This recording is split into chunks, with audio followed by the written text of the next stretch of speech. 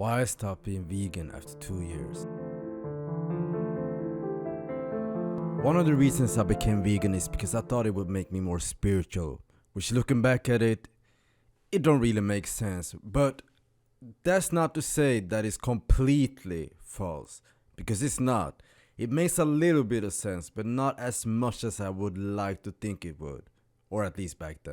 I thought only eating plant-based food would make it so that I would progress faster in my spiritual journey, which to an extent it did. But you know what?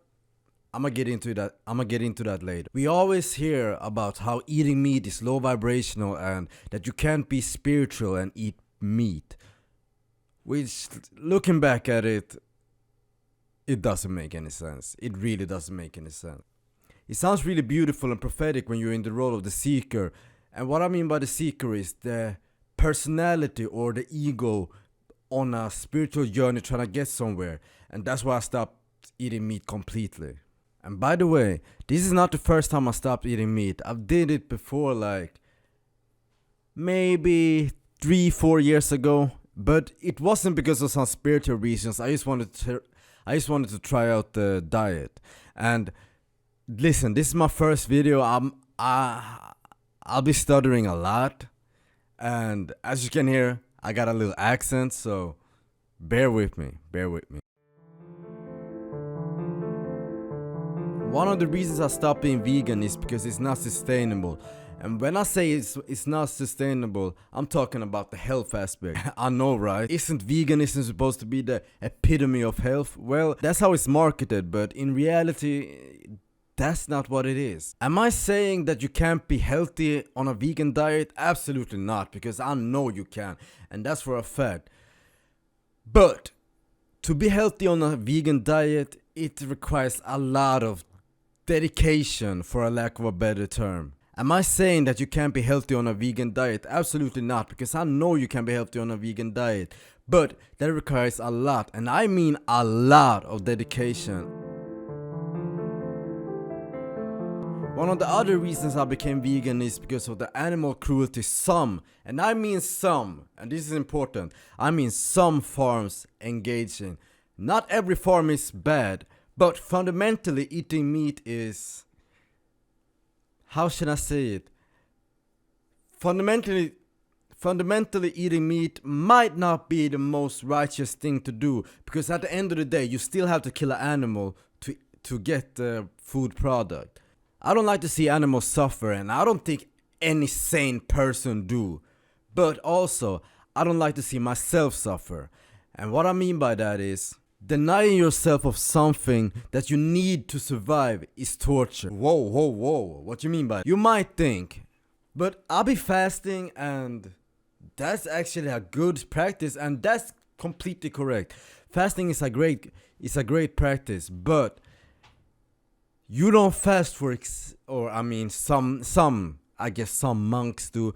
You when you go on a fast, you usually fast for maybe a week, 2 weeks, maybe even all the way up to a month.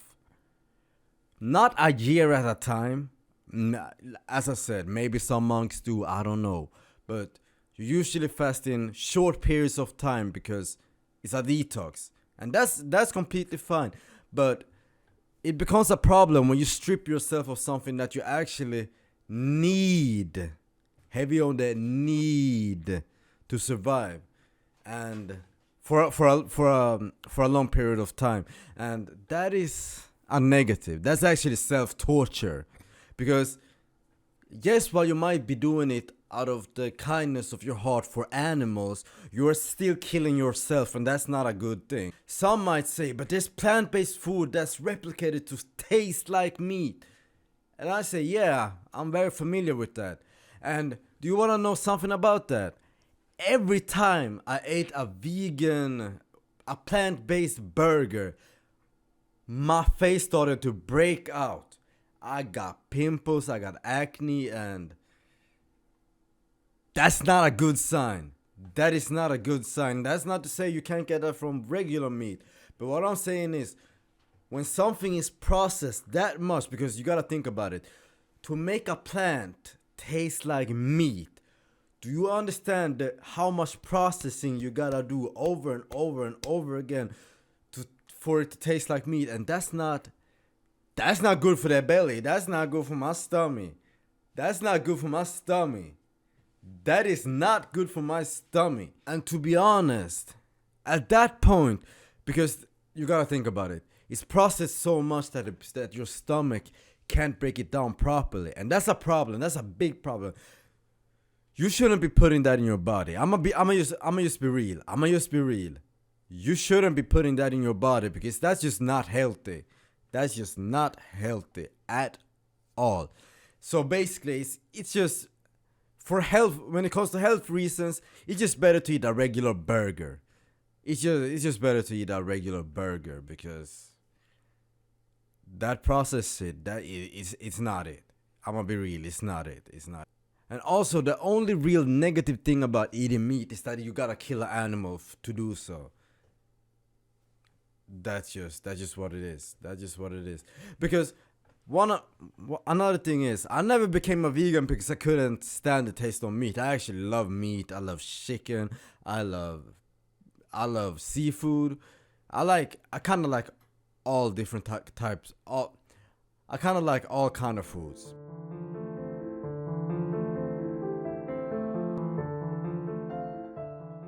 Maybe 4 months ago, I started my gym journey because I wanted a bigger and better looking physique. And I did put on some muscles. I did put on some muscles, but it wasn't at the pace that I wanted to. And I noticed that people that started after me put on muscles way quicker than me.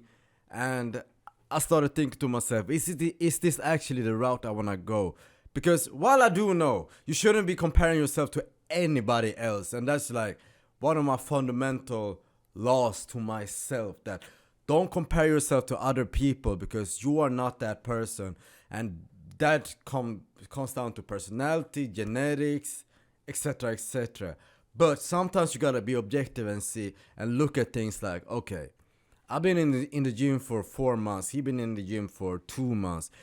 He's almost put on the same amount of muscles as I did in 4 months, and he did it in 2 months. So that's when you gotta start to be objective with yourself and actually realize, alright, so this diet might be holding me back. And before anyone says anything, yes, I do know there's vegan bodybuilders out there that look great and have great, luxurious physiques, but that's kinda rare. I'ma be real, it's kinda rare. And also you gotta take into account that if I stayed on a vegan diet, what I can achieve in 8 years, someone can achieve in 4 years. And is that working smarter or dumber? Because that's, to me, at least to me, that's working way dumber. That's kind of idiotic if you think about it. But like I said, each to their own. And when it comes to nutrition and protein, it is kind of hard to get that on a vegan diet to the extent that you actually need it without shoving down supplements through your mouth. But that is not to say I still do take a lot of supplements even when I'm off the vegan diet, because I think it's necessary to be taking supplements. And just before I continue, what supplements do I take? I take vitamin D and K2. I take magnesium. I take what's in this? A blend between, let me see, zinc, B6 vitamin, black pepper extract, maca root, rosin root, I don't know what that is, tiger nut extract. What the fuck am I taking? Wait, hold on. I ain't see that. But tribulus, I don't even know what that is. Fenugreek. Yeah, 2 things I don't know what it is actually. And what else do I take? I take, what's it called? Iron and vitamin C. So I do take supplements, and even if you're not on a vegan diet, you should be taking supplements because it's good for you. But you shouldn't be relying on supplements to get all your nutrition and vitamins from, because that's just kind of working backwards. It's a supplement, not a replacement. And also, I do drink protein shakes, but like I said, it's not a replacement, it's an add-on, it's a supplement. So, yeah.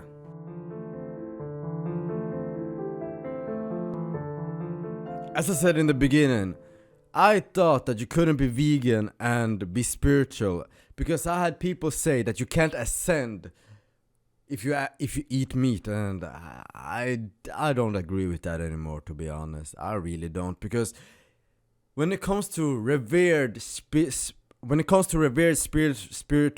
leaders or creatures, or I don't want to be disrespectful, but spiritual icons across the world, like the Buddha, for example, it is said that the Buddha ate everything.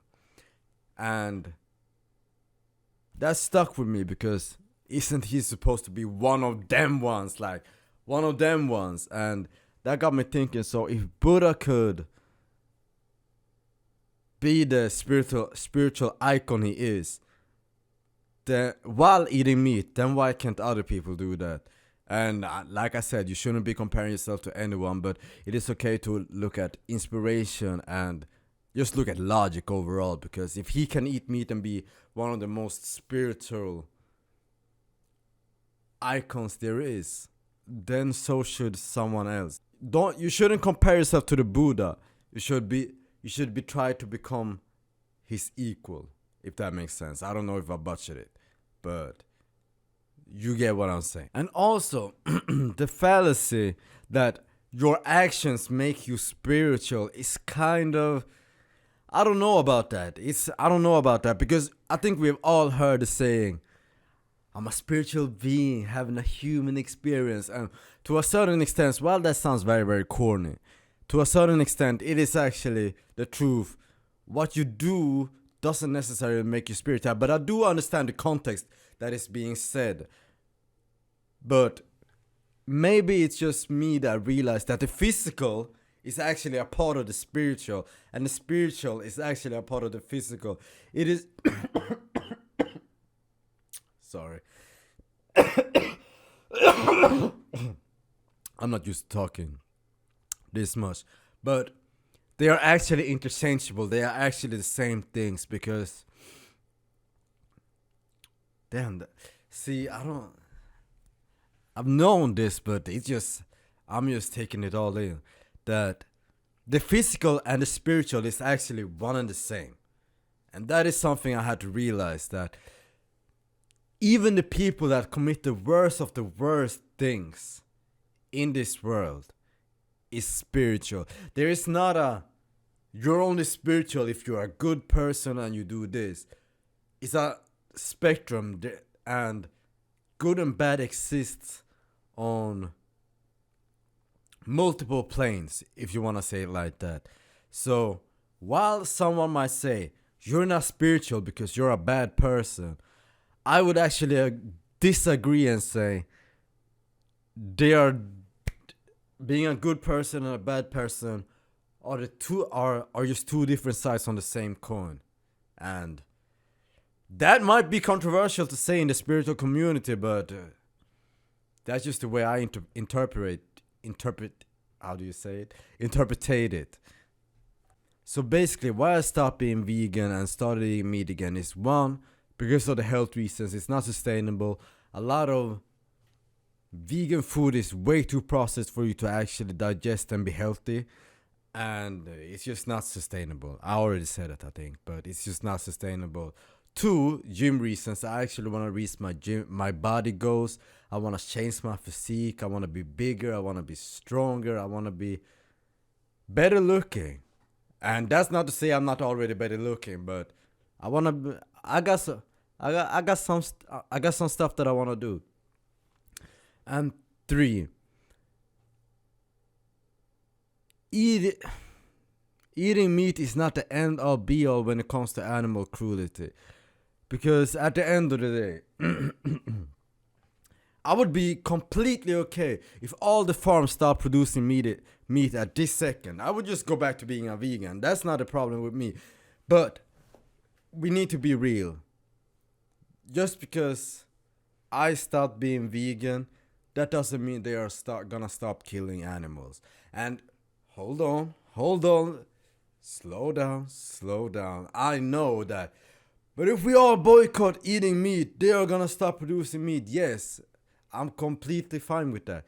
But until we actually, as a collective, come together and say, okay, this is what we're doing, we are gonna stop eating meat as a collective, they are still gonna kill animals. And it might sound like I'm making excuses to eat meat, but that's not necessarily what it is. I'm just being objective and looking at it from a lens of reality. Yes, killing animals is bad. You should become vegan. I wouldn't even say you should, but we should stop animal cruelty. That's something I'm always gonna be for. But just because you're vegan doesn't mean they are gonna stop killing animals, and and it also doesn't mean people are gonna stop eating meat because you said so. So until we come together as a collective to stop eating meat, I'ma eat what I want. I'ma be real. And also, this is not to say that I won't become vegan again. Shit. When I'm 30, I might become a full-time vegan for the rest of my life. But since I'm still growing, listen, I'm young. I'm in my early 20s. I'm still growing. Like literally. When I say I'm still growing, I'm talking about my height, I'm talking about my muscles, I'm talking about my mind. I'm still growing. Last year I was shorter than what I am this year. And I think that starts when you become 25 or something. I don't know. But why should I nerf myself? Why should I hold myself back when I can simply become vegan again when I feel like it's sustainable and it makes sense? Because as of now, it don't make sense for me. I'm still growing. I'm still expanding my mind. I'm still in a sense, I'm still a kid. So I don't understand why I should hold myself back because of what someone else said. And I know I didn't only become vegan because of what someone else said. It was also my own will to do so, but it's also my will to live however I want. So basically I'm kind of rambling, but basically what I'm saying is I'm speaking in general. You shouldn't hold yourself back because of what other people say you should do. You should do what feels right to you. And right now, what feels right to me pertaining to my goals when it comes to my body and to my health, I'm gonna do what's right, or I'm gonna do what feels right to me. And that is not, like I said, that is not to say that I won't become vegan when I'm 30 again, but for now I'm gonna be a meat eater. That sounds so wild. But yeah, for now I'm gonna eat meat, so that's just what I'm gonna do. And listen, there's nothing wrong with being vegan and there's nothing wrong with eating meat. It is what it is. But yeah, and that's basically what I gotta say. I don't know. If you made it to this part of the video, comment free thinker, FreeThinker, FreeThinker. Yo, see, I don't even know how to spell, but yeah. Have a good one, y'all. Until next time.